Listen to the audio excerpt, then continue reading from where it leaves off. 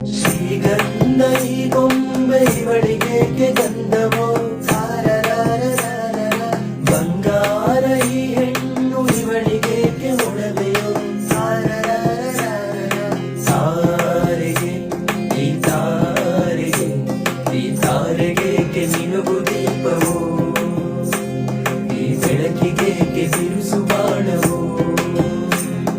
ಕೆನ್ನೆ ಮೇಲೆ ಸೇವಿದೆ ಗಿಣಿಯ ಮೂಗಿದೆ ಮುಂದೆ ಹಣ್ಣು ತುಟಿಯಲಿ ದಾಳಿಂಬೆ ಕಾಳು ಬಾಯಲಿ.